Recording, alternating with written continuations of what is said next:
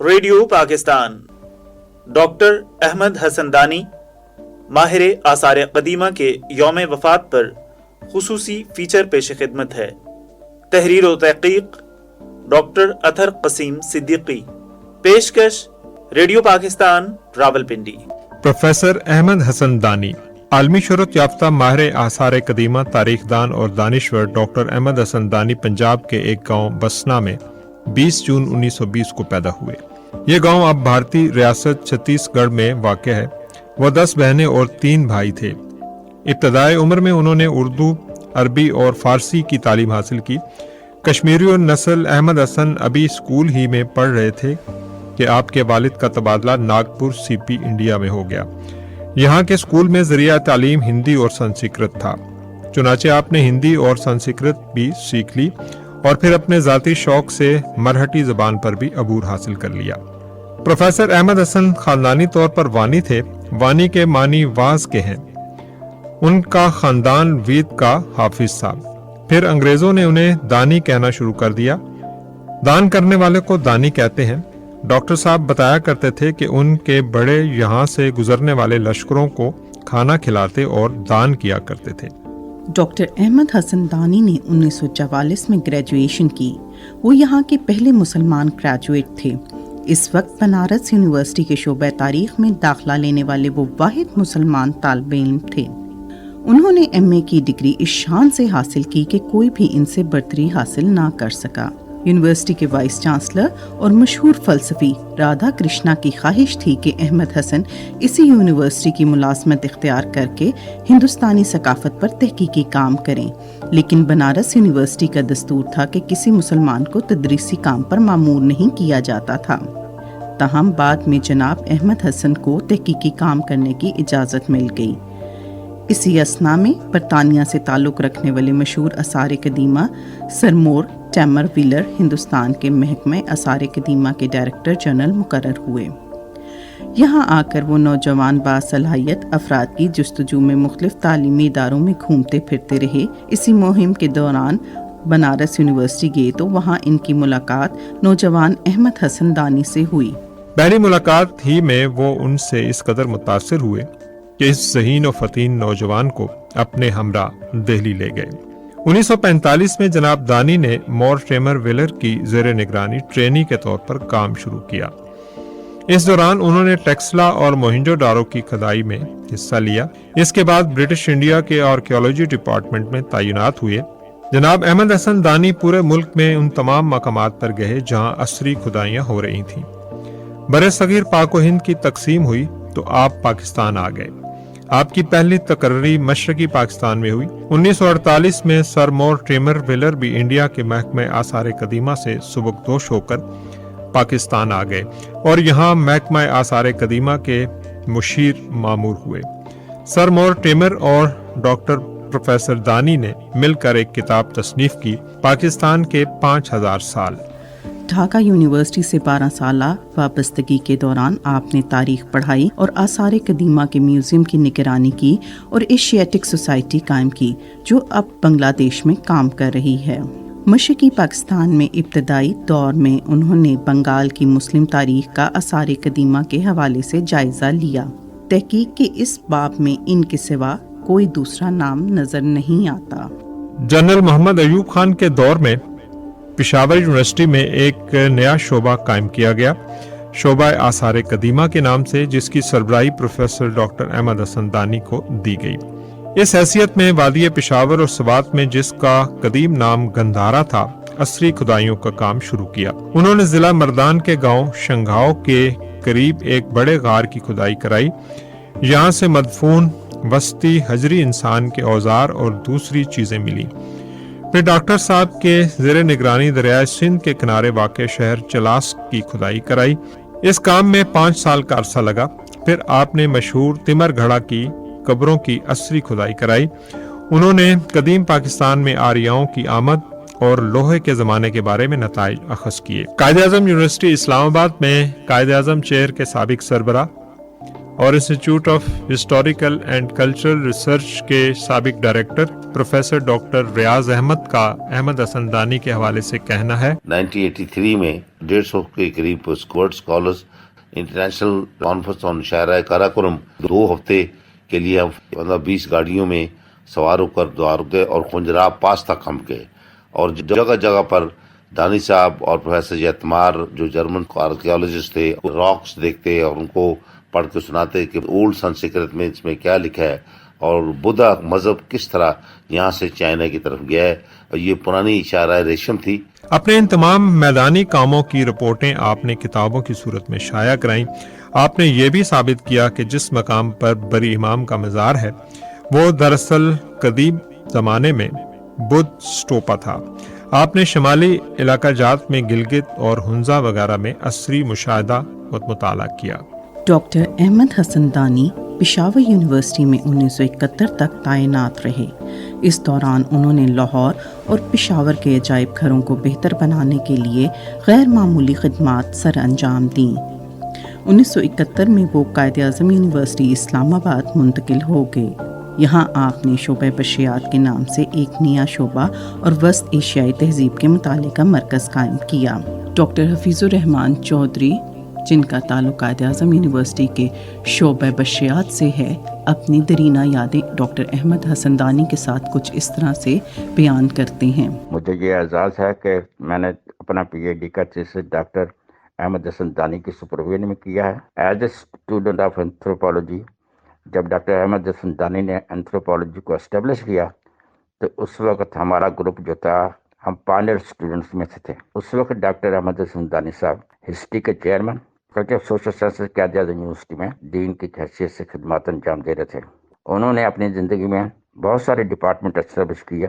انہوں نے 1980 میں ایک جرنل شروع کیا اور وہ جرنل اتنا کامیاب ہوا کہ آج 40 سال گزر جانے کے باوجود بڑا سکسیسفلی اپنی خدمات انجام دے رہا. اس میں بہت اعلیٰ درجے کے آرٹیکل پبلش ہو رہے ہیں کہ ریکگنیشن نیشنل اور انٹرنیشنل لیول پہ بہت زیادہ ہے. 1978 میں جب شاہراہ کراکرم کو کھولا گیا تو شمالی علاقہ جات میں عصریات اور انسانیات کے تحقیقی کام کو تحریک ملی. پاکستان اور جرمنی کی ایک مشترکہ ٹیم نے احمد حسن دانی اور ہائیڈلبرگ یونیورسٹی کے پروفیسر کارل جٹمر کی قیادت میں قدیم شاہراہ ریشم کے تاریخ بارے مفید نسلی، لسانی، عصری اور تاریخی معلومات حاصل کی. ان میں قدیم زبانوں کے کتبے، رسم الخط کے نمونے، معبد، ہندسی نقوش، زمانہ قبل از تاریخ کی بستیاں، روایتی طرز تعمیر میں بنی ہوئی لکڑی کی مساجد نظر آئیں. ایک جرمن ماہر ایس ناسا نے ڈاکٹر دانی کے جوہر قابل کو دیکھتے ہوئے انہیں پیشکش کی کہ وہ یونیورسٹی بنائیں، وہ اس میں بھرپور تعاون کریں گے. ڈاکٹر دانی یہ قصہ یوں بیان کرتے ہیں. جرمن پروفیسر ایس ناسا کی بڑی دلچسپی تھی کہ چترال یا نارتھرن ایریا میں یونیورسٹی بنے. میری ان سے ملاقات نہ تھی. ایک دفعہ وہ یہاں آئے. ان کو پتہ چلا کہ فلاں شخص ہے جو پرانی زبانوں کو جانتا ہے. وہ میرے پاس آئے اور مجھ سے کہا، پروفیسر دانی، چلاس میں ایک کتبہ ہے، آپ اس کو ڈیسائفر کر دیں. میں نے کہا ٹھیک ہے. ایک کتبہ ہے، 1-8 گھنٹے میں ہو جائے گا. ہم وہاں پہنچے تو شام ہو گئی. میں نے کہا کہ رات میں سو لیا جائے، صبح اٹھ کر دیکھ لیں گے. صبح اٹھے، 1 کتبہ دیکھا، 2 دیکھے، 3 دیکھے. میں نے کہا پروفیسر صاحب آپ تو کہتے تھے کہ 1 کتبہ ہے، مجھے تو یہاں سینکڑوں کتبے نظر آ رہے ہیں. کہنے لگے ہم تو انہیں نہیں پہچان سکتے، ہم کیا کریں. پھر اس نے جواب دیا، آپ پاک جرمن ریسرچ سوسائٹی بنائیں اور پاکستانی حکومت کو کہیں کہ بے شک آپ ہمیں پیسہ نہ دیں لیکن پروفیسر دانی کو ہمارے حوالے کر دیں. پیسہ ہم جرمنی سے لائیں گے اور نارڈرن ایریاز میں کام کریں گے. ہم نے ان سے مل کر 10 سال تک کام کیا. پرانی زبانوں میں جتنے بھی کتبے وہاں موجود تھے میں نے ان کو ڈی سائفر کیا اور ان کا ترجمہ کیا، اور اس خطے کی پہلی تاریخ history of northern area of Pakistan کے نام سے لکھی گئی. اس سے پہلے اس خطے کی تاریخ نہیں لکھی گئی تھی. ڈاکٹر دانی مختلف ذمہ داریاں ادا کرتے ہوئے 1980 میں ریٹائرڈ ہوئے. آثار قدیمہ کی تلاش میں ان کی شاندار خدمات کو خراج تحسین پیش کرتے ہوئے تاجکستان یونیورسٹی نے ڈاکٹریٹ کی اعزازی ڈگری عطا کی. यह डिग्री 1993 में दोशंबे में उन्हें दी गई। इसी साल दानी ने इस्लामाबाद में अजायब घर कायम किया। 1992 से 96 तक के दौरान वफाकी हुकूमत ने उन्हें वजारत सकाफत में आसार कदीमा के मुशीर के तौर पर तैनात किया। 1994 से 98 के दौरान वो national fund for cultural heritage के चेयरमैन बना दिए गए। 1997 के बाद डॉक्टर दानी Taxila institute of Asian civilisation के एजाजी डायरेक्टर भी रहे। डॉक्टर अहमद हसन दानी की अपने शोबे में ग्रां कदर खिदमात का तस्करा करते हुए director Taxila institute of Asian civilisation doctor गनीउर Rahman कहते हैं, Taxila institute of Asian civilisation जो है, इसकी इस्टेब्लिशमेंट प्रोफेसर अहमद हसन दानी ने एज अ फाउंडर की थी 1967 में। तो और उस वक्त इस सेंटर का नाम था centre for the study of civilisations of central Asia. 1967 से लेकर ये 1997-98 तक सेंट्रल एशिया का सेंटर रहा और फिर उसके बाद इसको इंस्टीट्यूट ऑफ एशियन सिविलाइजेशंस के नाम से एक्सपेंड किया गया। 1500 से 2000 साल पहले एक बुद्धिस्ट यूनिवर्सिटी थी टेक्सला में, जिसमें रिलीजन्स, लैंग्वेजेस, बुद्धिज़्म और इस तरह की जो मुख्तलिफ सब्जेक्ट्स थे, ग्रामर वगैरह, संस्कृत और इस तरह की चीज़ें पढ़ाई जाती थी। और यहाँ पे कोरिया से, जापान से, चाइना से लोग पढ़ने के लिए आते थे। तो असल में दानी साहब का आइडिया था कि हम अगर institute of Asian civilisations Quaid-e-Azam university में इस्टेब्लिश करते हैं तो इसके साथ उन्होंने टेक्सला इंस्टीट्यूट लगाया कि उस यूनिवर्सिटी के जो डिसिप्लिन्स थे, जिसमें रिलीजन्स थे, आर्कियोलॉजी थी, लैंग्वेजेस थे, उसको फिर वो एक्सपेंड करके उस यूनिवर्सिटी को रिवाइव करना चाह रहे थे असल में, कि जो कि पास्ट में 1500 से 2000 साल पहले यहाँ पे टेक्सला में थी। तो इसीलिए टेक्सला का नाम साथ लगा दिया गया और इस तरह इसका नाम अब टियाक या Taxila institute of Asian civilisation है। और इस इंस्टीट्यूट को बेस बनाकर पूरे पाकिस्तान में उनकी आर्कियोलॉजिकल रिसर्चेज हैं। दीर में भी उसने काम किया, मलकंड के इलाके में काम किया, यहाँ पे पिंडी इस्लामाबाद का जो इलाका है टेक्सला ख़ास तौर पर, पाकिस्तान में मुख्तलिफ इलाकों में उसने आर्कियोलॉजिकल एक्सप्लोरेशंस, एक्सकवेशंस किए हैं और उनका बहुत बड़ा नाम है और उनके बहुत ज़्यादा कंट्रीब्यूशन है। ढाका यूनिवर्सिटी में एसोसिएट प्रोफेसर के तौर पर जिम्मेदारियां अदा करते हुए दानी लंदन यूनिवर्सिटी के school of oriental and African studies में रिसर्च फेलो के तौर पर भी काम करते रहे। बाद अज़ां वो कैनबरा की ऑस्ट्रेलियन नेशनल यूनिवर्सिटी के एशियन फेलो के तौर पर भी काम करते रहे। 1974 में वो अमेरिका की रियासत फिलाडेल्फिया की पेनिनसुला यूनिवर्सिटी में विजिटिंग स्कॉलर के तौर पर भी वाबस्ता रहे। 1981 में जर्मन आर्कियोलॉजिकल इंस्टीट्यूट में, 1986 में रोम में और 1991 में रॉयल एशियाटिक सोसाइटी में एजाजी फेलोशिप से नवाजा गया। इन्हें जनूबी एशिया की आसार कदीमा और तारीख पर गहरा अबूर हासिल था। Doctor Tahir Saeed, deputy director, department of archaeology and museums, doctor Ahmad Hasan दानी को कुछ इस तरह से खराज अकीदत पेश करते हैं। प्रोफेसर अहमद हसन दानी की खिदमत का इतराफ़ करने का मतलब सूरज को चिराग दिखाने के मुतरादिफ है। वस्ती एशिया और ख़ास तौर पर जनूबी एशिया की तारीख़ व सकाफ़त और आसार कदीमा की तहकीकात में डॉक्टर अहमद हसन दानी साहिब की शख्सियत ऐसी ही है जैसे कि क़याम पाकिस्तान में मोहम्मद अली जिन्ना और जनूबी अफ्रीका में नेल्सन मंडेला की है। इनकी पेशा वराना खिदमत जो उन्होंने अपनी पूरी ज़िंदगी में सर अंजाम दी वो बिलाशुबा एक संग मील की हैसियत रखती हैं और सदियों याद रखी जाएंगी। डॉक्टर अहमद हसन दानी ने 50 से ज़ायद कुतुब तसनीफ़ की। इसके अलावा उन्होंने 100 से ज़ायद तहकीकी मकालात लिखे जो मुल्की और गैर मुल्की जराइद में शाया हुए। इनकी खिदमत के इतराफ़ में तौर पर बनारस हिंदू यूनिवर्सिटी ने 1944 में इन्हें एवार्ड से नवाजा, जबकि 1969 में हुकूमत पाकिस्तान ने इनकी शानदार इल्मी खिदमत के तौर पर इतराफ़ में इन्हें सितारा इम्तियाज़ से नवाजा। इनकी खिदमत यूनेस्को में नहायत अहमियत की हामिल रहीं।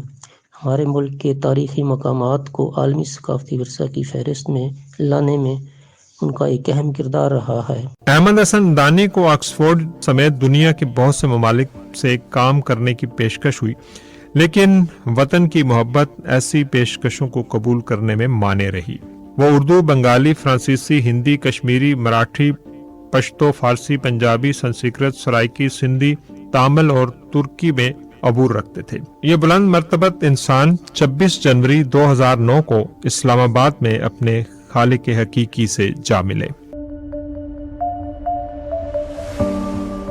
सामीन, अभी आप माहिर आसार कदीमा डॉक्टर अहमद हसन दानी के यौम वफात पर खुसूसी फीचर सुन रहे थे।